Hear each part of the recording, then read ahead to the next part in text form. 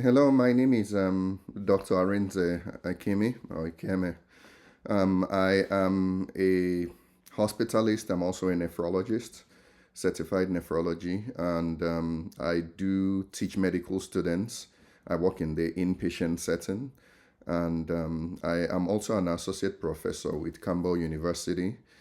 So today, I want to give a little bit of basics in ventilator management. What is a ventilator? How does it work? I remember being a first year intern and being scared of managing patients on the vent, and so I figured that this would be a good foundation for medical students who are going to become doctors very soon, and also for other providers who might want to have an idea on vent management, as well as new physicians in the inpatient setting. So this is not exhaustive. This doesn't go into some details that pulmonologists or critical care physicians would go into, but I figured just basics like this might get you started. So let's move right on.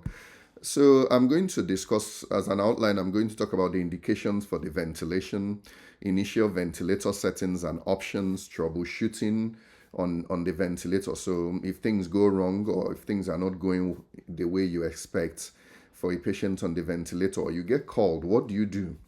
And then the readiness for extubation and how you wean a patient off the ventilator. So let's start with the indications for ventilation. So one is obvious: acute respiratory failure, both hypoxic and hypercarbic respiratory failure, meaning when the primary problem is low oxygen or the primary problem is high carbon dioxide level.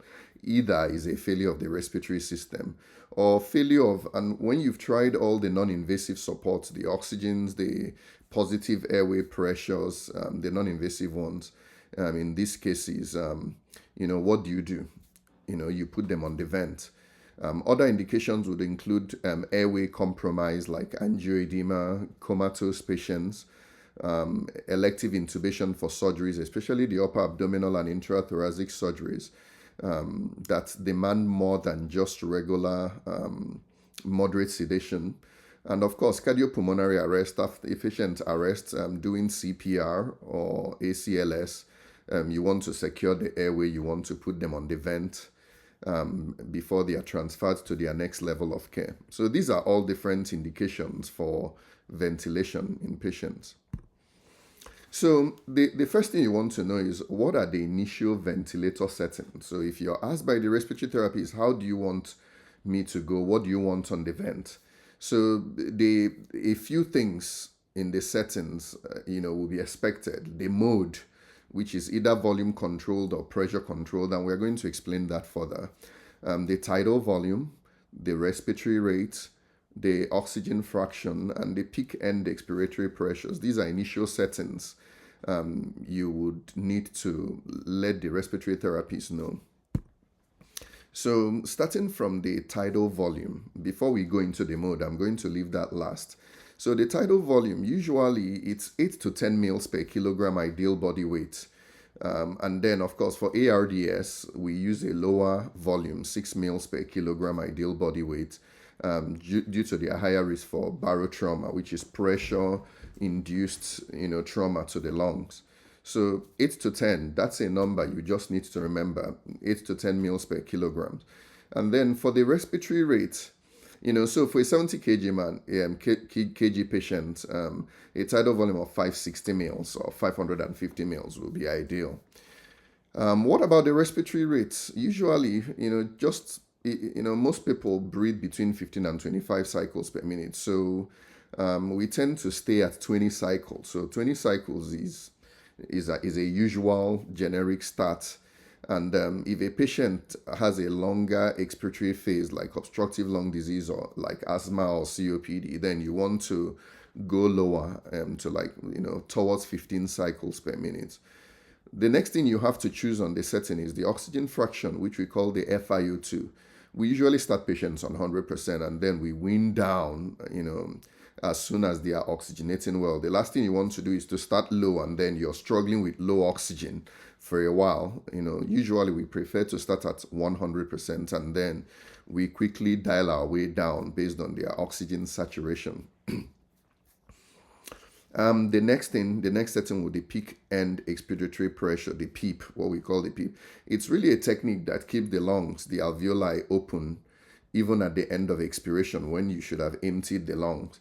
It allows for better oxygen exchange, and we usually set it at 5. So 5 is, an initial number, and then, there are situations where you go up, but usually we start patients on 5. So these are some of the settings. And then, of course, the mode is the major one, the major setting. It involves how you intend to deliver breaths to ventilate a patient. Okay, so the lungs are like a balloon. How do you want to inflate?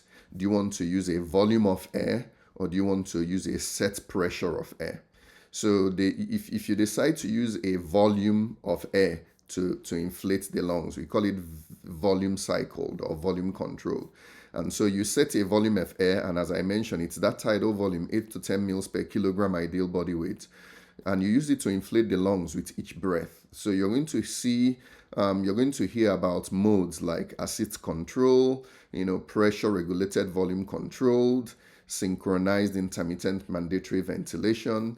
And these are all different modes that you ventilate using a set volume. And the differences really exist on whether the spontaneous breaths are allowed by the patients and the level of support you give with each breath. And again, I will try not to go into details here. These are just basic concepts you need to understand. When you use the volume control setting, then the pressure within the lungs are monitored to avoid high pressures and avoid barotrauma using alarms. So if you use a volume cycle, then the pressures are monitored. And of course, if you use a pressure cycle that we're going to go into now, the volumes are monitored. And so the volume controlled is you use a set pressure of air to inflate the lungs with each breath. So usually you start with a pressure of about 12 to 15, 16 centimeters water above the PEEP that we already talked about, that 5 centimeter starting point at the end of expiration. You just put an extra pressure of about 12 to 16. And then while you're doing that, you're looking at the volume of the lungs. So automatically, the machine shows you the volume of the lungs with each of these pressures. And you can keep going up on the pressures till you achieve the volume you want. Based on the patient's lung compliance, of course, which is a function of the elasticity of the lungs. So the next thing we're going to go into is how do you troubleshoot for a patient on the vent? So you get called, you're a provider, you get called, they tell you the oxygen is low, and usually the respiratory therapist won't call you unless he or she has gone up to an oxygen fraction of 100% and the oxygen is still low or the oxygen pressure is still low. So they can call you for that. Other reasons they will call you will be where the carbon dioxide is still high despite being on the vent based on the arterial blood gas. Or you get called because the alarms are going up that the pressures within the vent is alarming, and you want to know what to do when you are called for any of these situations. So let's start with the low oxygen saturation. You're up to 100% in oxygen fraction. The oxygen is still dropping. The first thing you want to ask yourself is, what's really going on? Why is this happening? So you always want to ask why, because there are different reasons why this can happen, where the oxygen saturation is not coming up despite being on such an amount of oxygen.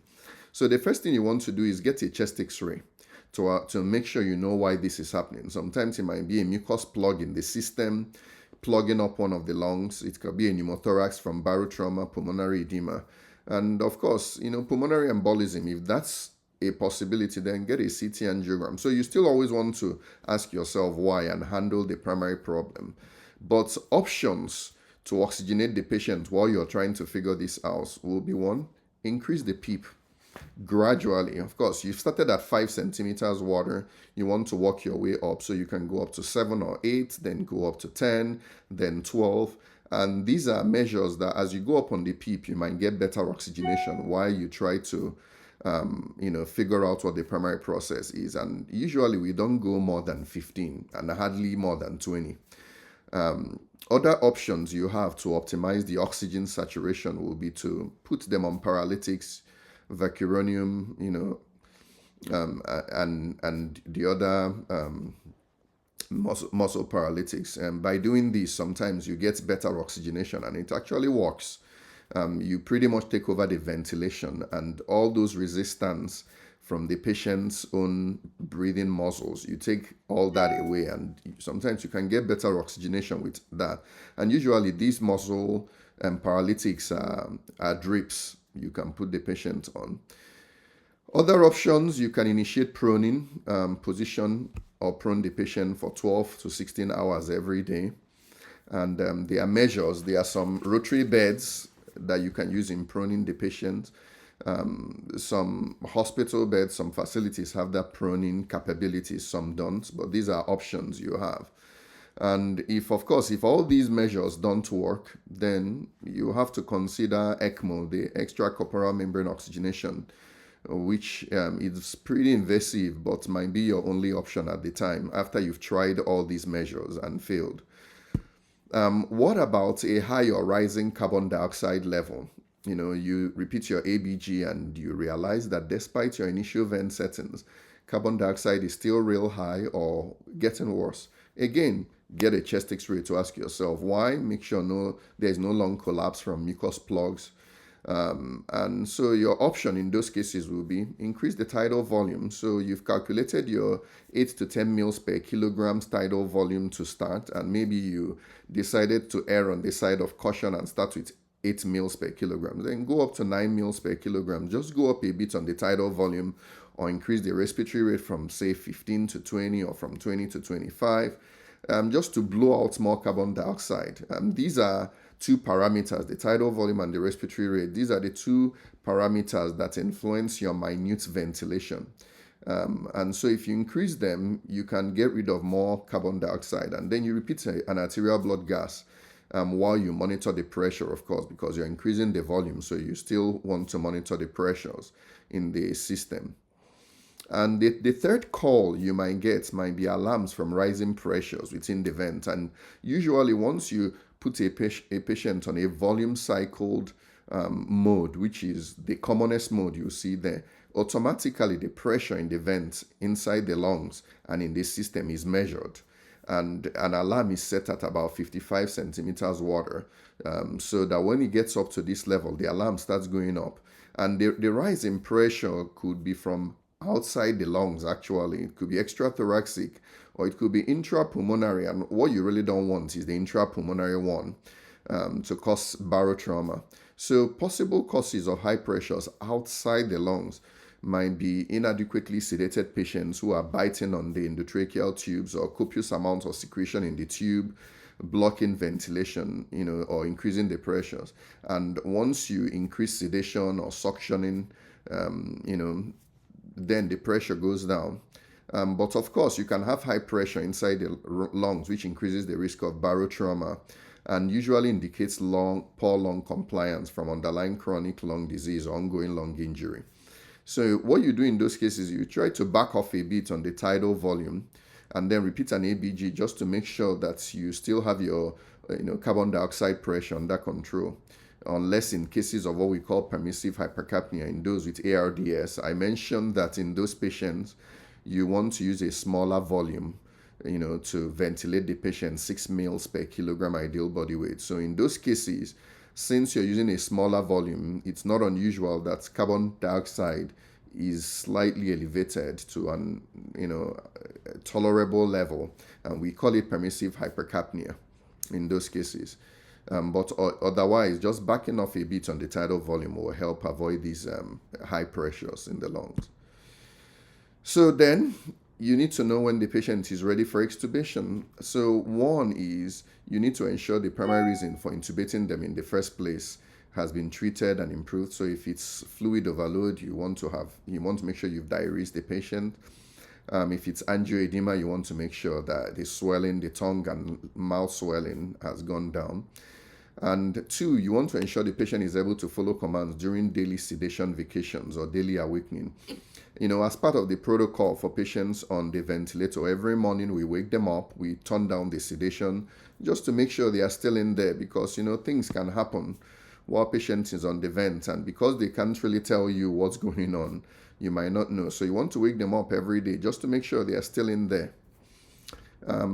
Three is you want to ensure patient is stable with no significant pressure requirements. That means their blood pressures are stable, or major electrolyte abnormalities, or any condition that might compromise their ventilation or mental status. You want to make sure those are resolved and taken care of.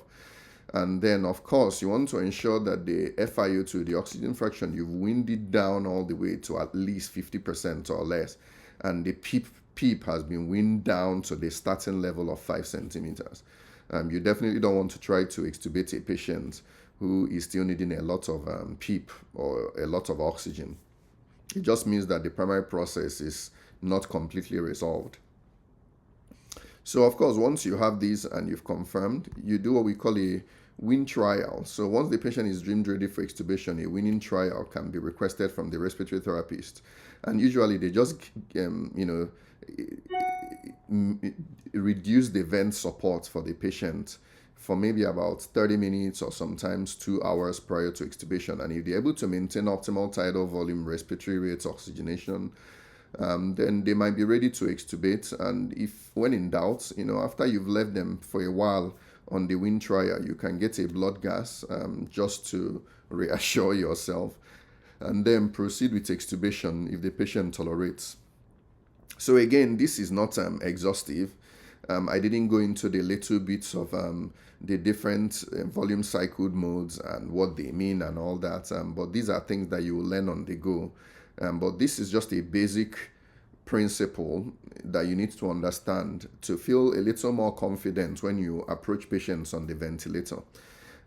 It's just an introduction, to the ventilator. So thank you. I hope that was very helpful. Just let me know. You can comment below. Thanks.